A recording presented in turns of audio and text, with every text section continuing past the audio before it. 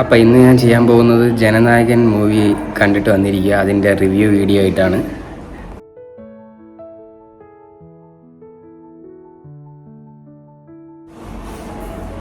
Hello guys, welcome back to my YouTube channel. അപ്പോൾ ഇന്ന് ഞാനൊരു പുതിയ റിവ്യൂ വീഡിയോ ആയിട്ടാണ് വന്നിരിക്കുന്നത്. ഇന്ന് ഞാൻ ചെയ്യാൻ പോകുന്നതെന്ന് പറഞ്ഞാൽ ജനനായകൻ മൂവിയിലെ റിവ്യൂ ആണ് ഞാനിന്ന് പറയാൻ പോകുന്നത്. ഒരു ഫുള്ളൊരു റിവ്യൂ പോലെ പറയാൻ പോവുക. ഇപ്പം ഞാൻ കുറച്ച് മുമ്പ് കണ്ടിട്ട് വന്നിരിക്കുന്നതേ ഉള്ളൂ. അതിനുശേഷം എനിക്ക് ക്ലാസ് ഉണ്ട്. അപ്പം ഞാൻ ഇങ്ങോട്ട് വന്നു. അപ്പം യൂണിവേഴ്സിറ്റിയിൽ ക്ലാസ് അറ്റൻഡ് ചെയ്യണം. ലാസ്റ്റ് ക്ലാസ്സാണ് ഇന്നത്തോടെ. എൻ്റെ 11th സെം കംപ്ലീറ്റ് ആവുക. അടുത്തത് ഇൻറ്റേൺഷിപ്പ് സ്റ്റാർട്ട് ചെയ്യും. അപ്പം അതിന് വേണ്ടി ക്ലാസ്സിൽ അറ്റൻഡ് ചെയ്യാൻ വേണ്ടി ഇവിടെ വന്നിട്ടുണ്ട്. അപ്പം ഞാൻ ഇപ്പം യൂണിവേഴ്സിറ്റി തന്നെ ഇരിക്കുക. അപ്പോൾ ഇവിടെ നിന്ന് തന്നെ അങ്ങ് റിവ്യൂ ചെയ്യാമെന്ന് വിചാരിച്ച്, ഇല്ലെങ്കിൽ പിന്നെ ലേറ്റാവും. അപ്പോൾ എന്തായാലും ഞാൻ നേരെ റിവ്യൂ പറയാൻ, നിങ്ങൾ വീഡിയോ സ്കിപ്പ് ചെയ്യാതെ കാണുക. അപ്പം സിനിമയെ പറ്റി പറയുകയാണെങ്കിൽ ജനനായകൻ ഇത് ഡയറക്റ്റഡ് ബൈ എച്ച് വിനോദ് ആണ് ഡയറക്റ്റ് ചെയ്തിരിക്കുന്നത്. പിന്നെ നമ്മളെ തലപതി വിജയ്, പിന്നെ മമിത ബൈജു, പ്രകാശ് രാജ്, ബോബി ഡിയോളാണ് വില്ലൻ, പിന്നെ പ്രിയാമണി, നരേൻ, അങ്ങനെ കുറേ വലിയ വലിയ ആൾക്കാരുകളുണ്ട്. സുനിൽ, പിന്നെ നോക്കണമെങ്കിൽ നസീർ, അങ്ങനെ കുറേ ആൾക്കാരുകളുണ്ട് ഈ സിനിമയിൽ. ഒരു ലാസ്റ്റ് ഡാൻസ് എന്ന് തന്നെ പറയാം, ഒന്നും പറയാനൊന്നുമില്ല. പടം എൻജോയ് ചെയ്ത് കണ്ട് വരാം. ഇനിയിപ്പം ഇങ്ങനത്തെ ഒരു പടം നമുക്കിനി ജീവിതത്തിൽ കിട്ടാൻ പോകുന്നില്ല. എൻ്റെ ഫേവറേറ്റ് തമിഴ് ആക്ടറാണ്.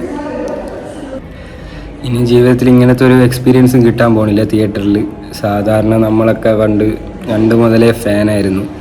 ഇനി എനിക്ക് തോന്നുന്നു ഇങ്ങനത്തെ ഒരു എക്സ്പീരിയൻസ് കിട്ടണമെങ്കിൽ ഇനിയിപ്പോൾ ഇല്ല. ഇനി എന്തായാലും ഒരു 5 വർഷം 10 വർഷത്തേക്ക് ഒന്നും നോക്കണ്ട. ബിക്കോസ് എനിക്ക് തോന്നുന്നു ഇനിയിപ്പോൾ തിരിച്ച് വരൂല. ബിക്കോസ് ഇപ്പം അത്രയും ഫാൻ ബേസും കാര്യങ്ങളും. ഇപ്പോൾ CM ഓഫ് തമിഴ്നാടല്ലേ, അത് കാരണം ഒന്നും പറയാനില്ല. പുള്ളിക്കാരൻ പൊളിക്കുകയാണ്. അപ്പം എന്തൊക്കെ പറഞ്ഞാലും ഒരു രക്ഷയില്ല. കണ്ട് തീർത്ത് അടിച്ചു പൊളിച്ച് വരാം. ഇനിയിപ്പോൾ ഇങ്ങനത്തെ ഒരു ഫാൻ ബേസുള്ള ഒരു നടൻ ഇനി കിട്ടുമെന്ന് തന്നെ അറിഞ്ഞൂടാ. അത്രയ്ക്ക് നമ്മളെല്ലാം പൊളിച്ച ഒരു നടനാണ്. ഇങ്ങനെ നടന്നു വരുമ്പോൾ ഉള്ള ഒരു സോഗുണ്ട്, അതൊരു രക്ഷയില്ല. നടന്നു വരുന്ന ഒരു വേറൊരു ഫീലാണ്. സിനിമയിൽ വന്ന് നിൽക്കുമ്പോൾ തന്നെ കിട്ടുന്ന ഒരു സോഗുണ്ട്, അത് വേറൊരു ലെവലാണ്. എന്തൊക്കെ പറഞ്ഞാലും ഒന്നും പറയാനില്ല. പടത്തിനെ പറ്റി ഇനിയിപ്പോൾ നമുക്ക് പറയാം. ഇനിയിപ്പോൾ ഇങ്ങനത്തെ ഒന്നും കിട്ടൂല. അത് കേൾക്കുമ്പോൾ ഒരു വിഷമമുണ്ട്.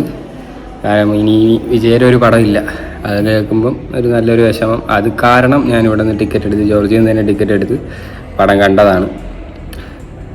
കൂടുതൽ ഭഗവത് കേസരിയാണെന്ന് എല്ലാവരും പറഞ്ഞ് റീമേക്കാണ് കാര്യങ്ങളാണ് എന്നെല്ലാം പറഞ്ഞായിരുന്നു. അപ്പം എന്തായാലും ഓരോന്നായിട്ട് ഞാൻ എന്തായാലും വിശദീകരിച്ച് പറഞ്ഞുതരാം.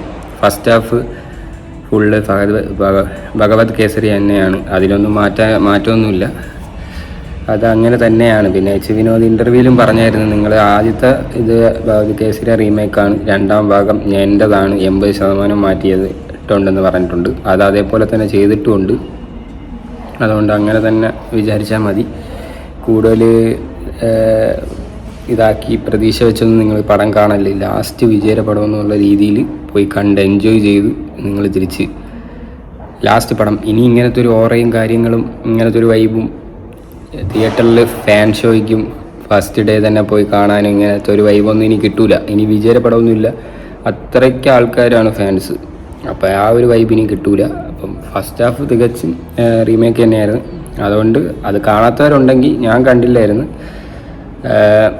ഞാൻ അല്ലാതെ ചുമ്മാ അതിൻ്റെ ഇതൊക്കെ ഒന്ന് നോക്കുമായിരുന്നു. അത് ജസ്റ്റ് അടിച്ചു വിട്ട്. പക്ഷേ അതെല്ലാവരും പറഞ്ഞു വെച്ചും എനിക്ക് മനസ്സിലായി അത് റീമേക്കാണ്.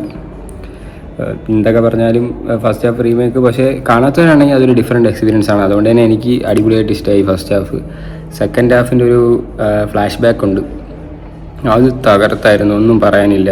അത് കാണിച്ചു വെച്ചതായാലും അത് മറ്റേ ഇപ്പം നമുക്കൊരു നമുക്കൊരു മൂവി എടുക്കണമെങ്കിൽ അത് മാസ്റ്ററാണ്. മാസ്റ്റർ എടുത്ത് നമുക്ക് പോവാം. മാസ്റ്ററിൽ ആ ഒരു കത്ത് വാങ്ങുന്ന ലെറ്റർ വാങ്ങിച്ച് ജയിലിലിരിക്കുന്ന ഒരു സീനുണ്ട്, എന്നിട്ട് കിട്ടുന്ന ഒരു ഫൈറ്റ് സീനുണ്ട്, മോനെ അതൊരു രക്ഷയില്ല.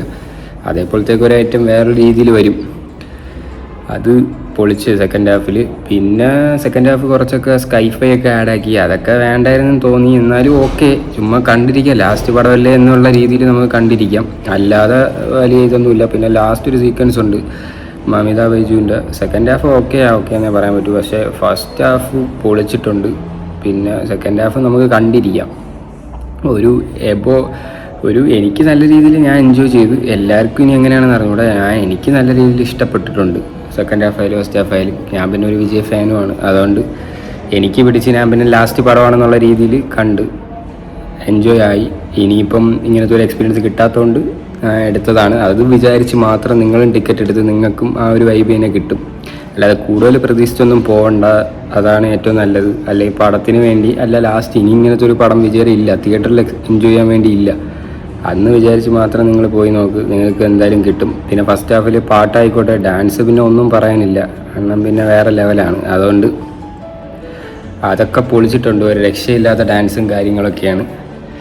എന്ത് പറഞ്ഞാലും പടം പൊളിയാണ്. പക്ഷേ നിങ്ങളിനി പോയി കണ്ടിട്ടൊക്കെ അഭിപ്രായങ്ങൾ പറയും. എന്തായാലും തകർത്തിട്ടുണ്ട്. പിന്നെ ലാസ്റ്റ് ഒരു ക്ലൈമാക്സ് സീനുണ്ട്, മമിത ബൈജു തകർത്തു. മമിത ബൈജു അഭിനയം ഒരു രക്ഷയില്ല, ഫൈറ്റിംഗ് സീക്വൻസ് ആണെങ്കിലും പൊളിച്ചിട്ടുണ്ട്. അതിലെങ്ങനെയാണോ ശ്രീലീലയിലെ ക്ലൈമാക്സ്, അതിൻ്റെ അപ്പുറം നിൽക്കുമെന്ന് തോന്നുന്നു. എനിക്ക് നല്ല രീതിയിൽ വർക്കായിട്ടുണ്ട്. പിന്നെ മാസ് കാര്യങ്ങൾ എല്ലാം അടി എല്ലാം പൊളി തന്നെയാണ്, കണ്ടിരിക്കാം. ലാസ്റ്റ് വരെയും പൊളിക്കും. പിന്നെ ലാസ്റ്റ് കുറച്ച് ഇമോഷണൽ സീക്വൻസ് കൊടുത്തിട്ടുണ്ട്, അത് ഇത്തിരി വിഷമമാവും കാണുമ്പോൾ. നമുക്കിനി ഇങ്ങനത്തെ ഒരു ഇത് കിട്ടൂല എന്നുള്ള രീതിയിലായിപ്പോവും. അല്ലാതെ നോക്കണമെങ്കിൽ എല്ലാവരും നല്ല രീതിയിൽ തന്നെ അഭിനയിച്ചിട്ടുണ്ട്. വില്ലനെ ഒന്നും പറയാനില്ല, വീഡിയോകൾ പൊളിച്ചിട്ടുണ്ട്. നല്ല അഭിനയവും നല്ല വില്ലനാണെന്ന് തന്നെ പറയാം, അങ്ങനത്തെ രീതിയിലുള്ള ഒരു ഐറ്റം തന്നെയാണ്. പിന്നെ കുറേ പൊളിറ്റിക്സ് ഉണ്ട്, അതൊക്കെ എത്ര പേർക്ക് വർക്കൗട്ട് ആവുമെന്ന് അറിഞ്ഞൂടാ. എന്തായാലും കണ്ടിരിക്കാം, ഒരു നല്ലൊരു പടം, ഒരു എക്സ്പീരിയൻസ്, അതൊക്കെ തന്നെയാണ്. ഇതിൽ കൂടുതൽ പറയാനൊന്നുമില്ല. ഇത് എനിക്കെന്തായാലും വർക്കൗട്ടായി, ഞാനും ഇഷ്ടപ്പെട്ട് ലാസ്റ്റ് പടം എന്നാണ്. ഇനിയിപ്പോൾ എന്തായാലും മിസ് ചെയ്യും, പണ്ട് മുതലേ ഫാനാണ്. അതുകൊണ്ട് എന്തായാലും ഇനിയിപ്പോൾ ഇങ്ങനത്തെ ഒന്നും കിട്ടൂല, പടത്തിൽ നിന്ന് വിരമിക്കണ്ട എന്നാണ് ആഗ്രഹവും. പക്ഷെ എന്ത് ചെയ്യാൻ, പുള്ളിക്കാരൻ CM ആവണം എന്നല്ല ഇപ്പം ആയി. അതുകൊണ്ട് ഇനിയിപ്പം ഇങ്ങനത്തെ ഒരു എക്സ്പീരിയൻസ് ഒന്നും കിട്ടൂല. എന്തായാലും I will miss him so much. പക്ഷേ വേറെ വഴിയൊന്നുമില്ല. ഇനിയിപ്പോൾ പറഞ്ഞിട്ട് എന്താ കാര്യം, എല്ലാം ഇനിയിപ്പോൾ എപ്പോഴേലും മാറി ചില സമയത്ത് തോന്നും തിരിച്ച് വരണമെന്ന് തന്നെ വിചാരിക്കും. പക്ഷേ അതൊക്കെ ഇനിയിപ്പം വിജയുടെ ആഗ്രഹമാണ്, നമുക്കതിലൊന്നും പറയാൻ പറ്റില്ല. വരൂല എന്ന് തന്നെയാണ് വിശ്വാസം. കാരണം ഇനിയിപ്പം ഫുള്ള് പൊളിറ്റിക്സ് കാര്യങ്ങൾ അങ്ങനെ പോവും, പാർട്ടി കാര്യങ്ങളൊക്കെ ആയിട്ട് അങ്ങനെയൊക്കെ പോവും. അതുകൊണ്ട് എന്തായാലും ഒരു നല്ലൊരു ലാസ്റ്റ് ഒരു പടം കിട്ടി എന്ന് തന്നെ പറയാം. പക്ഷേ ഏറ്റവും ബെസ്റ്റ് ലിയോ തന്നെയാണ്. ലിയോ അങ്ങനത്തെ പടം തന്നെയാണ് ലാസ്റ്റ്. ഇതൊക്കെ ജസ്റ്റ് നിൽക്കുന്നേ ഉള്ളൂ. അത് കാരണം കാണാം, വിജയുടെ പടം എന്നുള്ള രീതിയിൽ കാണാം. പ്ലാട്ട് അനിരുദ്ധൊക്കെ BGM ഒക്കെ കത്തിച്ചിട്ടുണ്ട്, അതിനെപ്പറ്റി ഒന്നും പറയാനില്ല. എന്തായാലും ഒരു അടിപൊളി പടം. നിങ്ങളൊക്കെ ലാസ്റ്റ് പടമാണെന്നുള്ള രീതിയിൽ ടിക്കറ്റ് എടുത്ത് കാണാൻ മാക്സിമം നോക്കുക. ഇനി ഇങ്ങനത്തെ ഒന്നും കിട്ടൂല. നിങ്ങളും കണ്ടിട്ട് അഭിപ്രായങ്ങൾ പറയും. എനിക്കെന്തായാലും ഇഷ്ടമായി. അപ്പം നിങ്ങൾക്ക് ഈ വീഡിയോ ഇഷ്ടപ്പെട്ടാൽ ലൈക്ക് ചെയ്യുക, ഷെയർ ചെയ്യുക, സബ്സ്ക്രൈബ് ചെയ്യുക. പിന്നെ ആ ബെല്ലൈക്കനും കൂടെ ഓണാക്കി വയ്ക്കുക, എന്നാൽ മാത്രമേ ഞാൻ ഇടുന്ന വീഡിയോയുടെ നോട്ടിഫിക്കേഷൻ നിങ്ങൾക്ക് ലഭിക്കുകയുള്ളൂ. അപ്പോൾ അടുത്തൊരു അടിപൊളി വീഡിയോ ആയിട്ട് വീണ്ടും കാണാം. അപ്പോഴേക്കും ഗുഡ് ബൈ.